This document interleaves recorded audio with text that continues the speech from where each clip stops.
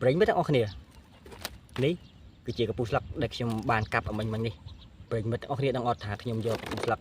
កំពុងមួយកំពុងនេះយកទៅធ្វើអ្វីបើសិនជាប្រិយមិត្តចង់ដឹងថាខ្ញុំយកវាមកធ្វើអ្វី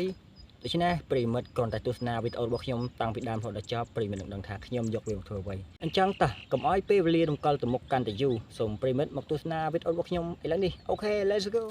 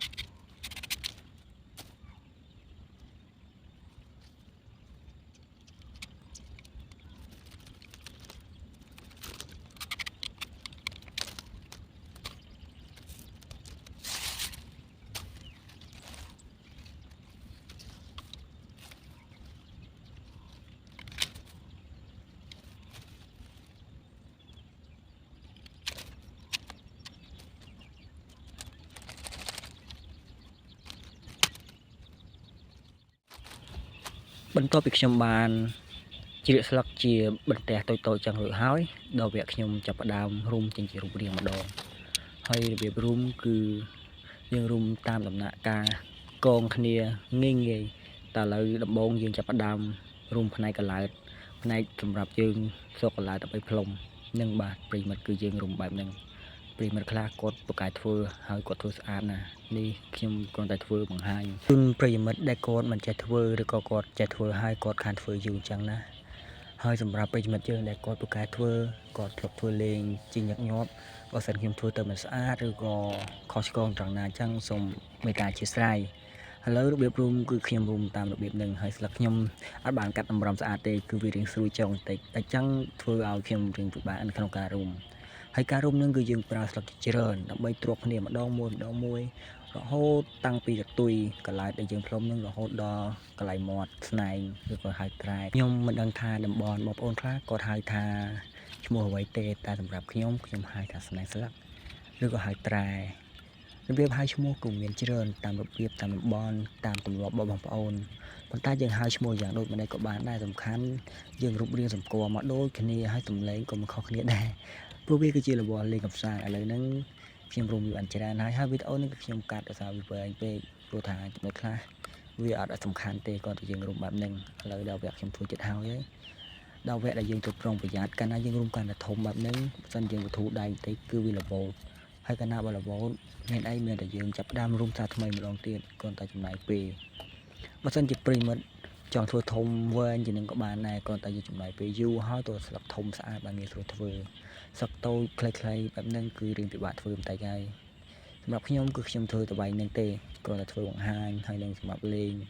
បើធ្វើវែងពេកគឺវាចំណាយពេលយូរហើយត្រូវការស្លឹកច្រើនបន្ថែមទៀតរូបរាងសម្រេចគឺខ្ញុំសម្រេចថារុំយកតែប៉ុណ្ណេះបានហើយឥឡូវបន្ទាប់មកដល់វគ្គខ្ញុំចងខ្សែកន្លែងមាត់ស្នែងនឹងម្ដងបើសិនយើងចងទេវានឹងលាហើយសម្រាប់ខ្សែចងនឹងបើយើងមានកៅស៊ូក៏ស្រួលដែរកៅស៊ូងាយស្រួលចងជាងចឹងណាប៉ុន្តែខ្ញុំចងស្លឹកត្នោតត្រូវព្រោះថាមានស្លឹកត្នោតហ្នឹងហើយនៅព្រៃឥឡូវយើងចងវាតាមរបៀបហ្នឹងទៅបើសិនចងធូរគឺវារបូតកាលណារបូតមានអីមានតែយើងរុំថាថ្មីចឹងហើយចងបាច់ណានពេកក៏បានដែរមកកុំឲ្យទៅពេលហើបមាត់កន្លែងមាត់ណយើងហ្នឹងអាចចងមាត់ស្នែងហ្នឹងបើសិនយើងចងវាស្អាតក៏វាមានសោភ័ណភាពស្រស់ស្អាតតាមនឹងដែរមានអារម្មណ៍ថាចង់លេងវាហ្មងហើយផ្លុំទៅបីលឺសលេងស្អាតក៏ស្រឡាញ់ដែរព្រោះយើងធ្វើបានស្អាតប៉ុន្តែបើចងអត់សូវស្អាតដូចខ្ញុំចេះគឺអត់ទៅពេញចិត្តប្រហែលទេប៉ុន្តែដោយសារតែខានលេងយូរហើយចែកដានអីមកដល់ព្រៃហើយតើលេងវាតែម្ដងទៅហើយក៏ថតចែកជូនប្រិយមិត្តយើងទស្សនាហើយស្ដាប់សំឡេងតែម្ដងឥឡូវការចងគឺរួចរាល់ហើយរបៀបធ្វើរបៀបចងហ្នឹងគឺសាមញ្ញតែម្ដងងាយប៉ុន្តែអត់ងាយទេសម្រាប់ប្រិយមិត្តយើងដែលអត់ធ្លាប់លេងហើយងាយសម្រាប់ប្រិយមិត្តយើងដែលធ្លាប់លេងព្រោះគាត់មានបច្ចេកទេសក្នុងការធ្វើស្អាតជាងនឹងទៀតឥឡូវដល់វគ្គខ្ញុំដាក់កន្លែងហើយកន្លែងហ្នឹងយើងក៏យកស្លឹកមកធ្វើដែរដំបូងយើងមានស្លឹកពីរអញ្ចឹងទ្រាប់ដូចគ្នាហើយយើងហែកយកទំហំដែលប៉ុនមាត់ស្នែងស្លឹកដែលយើងធ្វើហ្នឹង ហើយយើងកាត់វាទៅកាត់ហ្នឹងគឺកាត់ដូចខ្ញុំចឹងក៏បានដែរគឺខ្ញុំកាត់យកស្រួយខាងចុងសម្រាប់ខាងក្នុងណាហើយសម្រាប់ខាងមាត់ដែលយើងផ្លុំហ្នឹងក៏ខ្ញុំតម្រូវកាត់ស្រួយដែរហើយកាលណាយើងកាត់ស្រួយទៅវាងាយស្រួលការផ្លុំថាយើងកាត់ស្មើក៏បានដែរប៉ុន្តែខ្ញុំធ្លាប់លេងកាត់ស្រួយចឹងខ្ញុំទម្លាប់លេងខ្ញុំកាត់ចឹងទៀតទៅហើយបន្ទាប់មកយើងច្របាច់កន្លែងហ្នឹងឲ្យវាប៉ោងចឹងសិនទៅតែបើវាអត់ហែកគ្នាទេយើងរកឈើឬក៏សក់ខ្នោតហ្នឹងយកមកសោកឲ្យវាមានប៉ោងតាមមាត់ស្នែងស្លឹកគៀងហ្នឹងហើយរូបរាងវាគឺបែបហ្នឹងហើយការធ្វើគឺតែប៉ុណ្ណឹងគឺរួចរាល់ហើយរូបរាងវាគឺយើងអាចយកត្រង់ចឹងក៏បានអាចកាច់កោងដូចខ្ញុំក៏បានដែរប៉ុន្តែខ្ញុំចង់លេខកោងឥឡូវគឺខ្ញុំបានធ្វើរួចរាល់ហើយក៏កាច់តម្រងតាមដែលខ្ញុំស្រឡាញ់ប្រិមិត្តចង់យកត្រង់ក៏បានស្រេចតែព្រេងចំណិតស្រឡាញ់ចឹងណាបើស្រឡាញ់ត្រង់យកត្រង់ស្រឡាញ់កោងយកកោងឥឡូវរូបរាងវាគឺប៉ុណ្ណឹងរួចសពគ្រប់ទៅហើយឥឡូវដល់ពេលយើងតែសម្លេងម្ដងមិនដឹងថាលឺឬក៏អត់ទេអញ្ចឹងតើអូខេ let's go ប្រិមិត្តអរគ្នានេះគឺជាស្នែកស្លឹកត្នោតដែលខ្ញុំបានធ្វើបាញ់មិញគឺវាមានរូបរាងបែបនេះគឺខ្ញុំស្រឡាញ់រូបរាងបែបហ្នឹងទើបខ្ញុំពុតវាយកវាកោងប៉ុណ្ណឹងបានហើយបើថាយកពុតកោងតម្រង់ជាងទៀតអាចនឹងរវោតតាមស្លឹកត្នោតឲ្យយើងបានរុំវាហើយកន្លែងមាត់នេះគឺខ្ញុំចងឲ្យបានស្អាតទេខ្ញុំគ្រាន់តែចងវាបានប្រើសិនទេដោយសារបង្ហាញប្រិមិត្តទាំងអស់គ្នា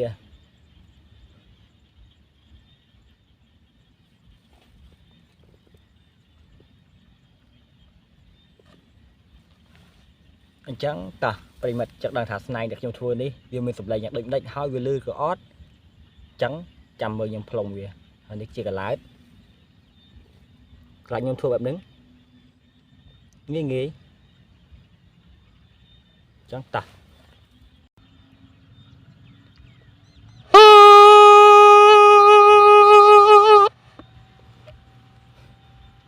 បាទប្រិមិត្តគឺសំឡេងរបស់វាគឺស្រួយព្រោះប៉ុន្តែគឺយើងប្រើខ្យល់ខ្លាំងតិចទៅអាចផ្លុំវាបានខ្យល់មុំក៏យើងផ្លុំបានដែរដោយសារវាអត់សូវលឺតែបើយើងប្រើខ្យល់ខ្លាំងវាអាចលឺខ្លាំងជាងនឹង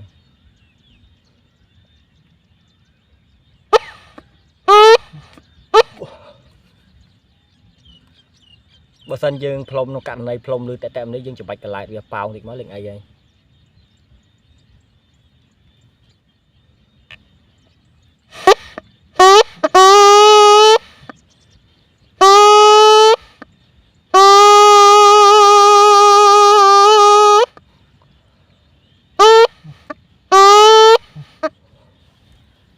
បាទគឺសំឡេងវាលន់ព្រោះតែដឹងហាមខ្ញុំខ្លីផ្លុំបានខ្លីៗហើយវាសំឡេងរឿងដាច់ដែរបច្ចេកទេសទឹកដៃគឺខានធ្វើយូរឆ្នាំតលើលើកឡើងវិញគឺធ្វើឲ្យបានស្អាតទេហើយសំឡេងវាក៏លឺស្អាតដែរ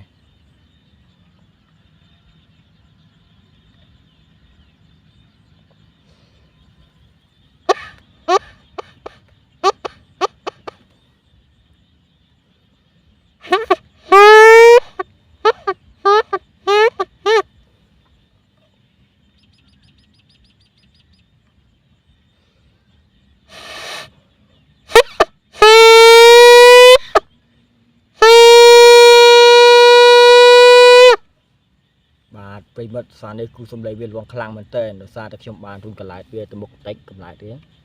រួចទៅមុខបន្តិចហើយច្របាច់វារៀងធំជាងមុនសំឡេងវាលឺខ្លាំងតាមនឹងដែរតែស្នែងនេះខ្ញុំធ្វើវាទូចទេសារស្លឹកតាមចិត្តវាទូចពេកអញ្ចឹងទៅទម្រង់វាបានទូចប៉ុណ្ណឹងដែរនេះបើយើងចាប់បានទម្រង់វាត្រង់ពុតវាចេញមកអូខេត្រង់បាត់ហើយ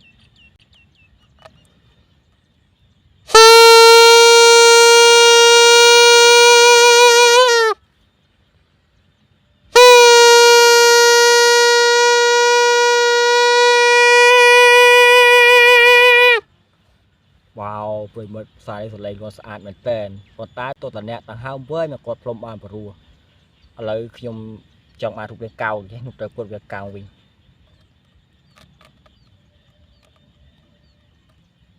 អូរបូតបាត់ហើយ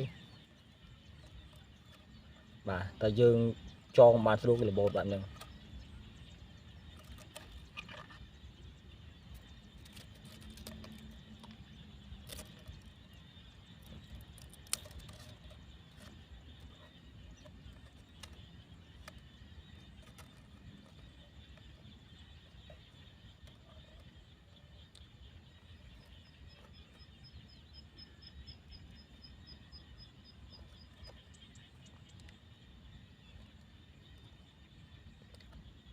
ក្នុងករណីយើងធ្វើហើយយើងចងវាបានល្អគឺវារបូតបែបនឹងមិនសិនជាកាច់វាស្រួលទៀតគឺរបូតធ្វើសារថ្មីតែម្ដងតែអីទេវាជារបស់ងាយងាយធ្វើហើយក៏ងាយប្រើប្រាស់ដែរហើយក៏ទុកឲ្យបានយូរដែរវាជាប្រភេទលក្ខណៈគ្រាន់តែយើងធ្វើវាដើម្បីកំសាន្តអារម្មណ៍កំសាន្តវាគឺជាសិល្បៈមួយប្រភេទដែលខ្មែរយើងនិយមលេងតែឥឡូវមិនដឹងថាគេនិយមលេងអត់ទេតែជំនាន់ខ្ញុំចាំគោក្មេងគ្រាគោខ្ញុំចូលចិត្តលេងវាថាវាលេងសុបាយហើយសលេងវាតាមកន្លែងដែលយើងធ្វើតែវាអត់ខុសគ្នាឆ្ងាយទេខុសគ្នាតិចតួចទេសលេងតែខ្លះថោតូចទៅសលេងខ្លះក៏ធំតាមកន្លែងដែលយើងធ្វើហើយសលេងខ្លះក៏វាដាច់ខ្លះក៏សលេងវែងអញ្ចឹងទៅតាមប្រភេទកន្លែងដែលយើងធ្វើឥ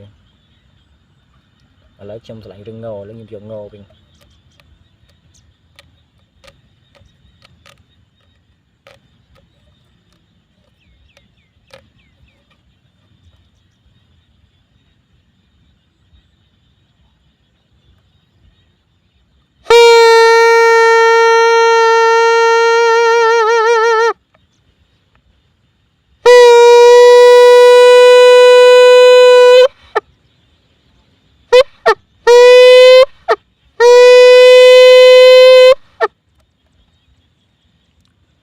ក្នុងករណីយើងផ្លុំលឺហើយបន្តិចយើងផ្លុំខ្យល់ដង្ហើម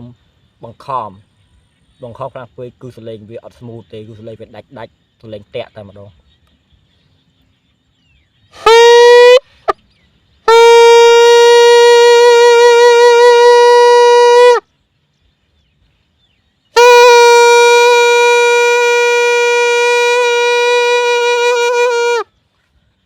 វ៉ាវហត់ដល់ប្រិយមិត្តគាត់ផ្លុំប៉ុណ្ណឹងបែកយើទៅ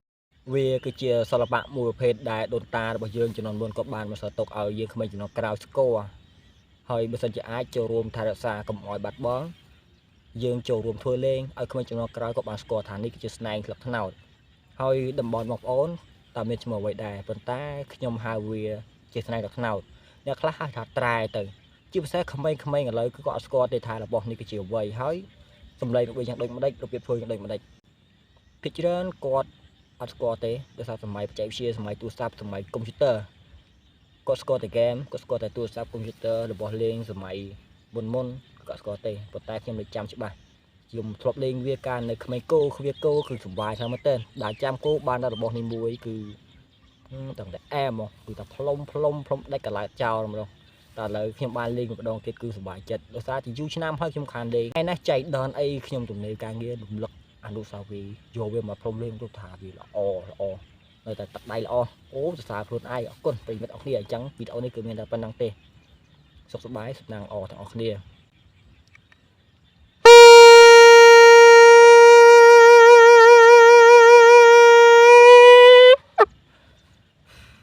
អូខេ let's go bye bye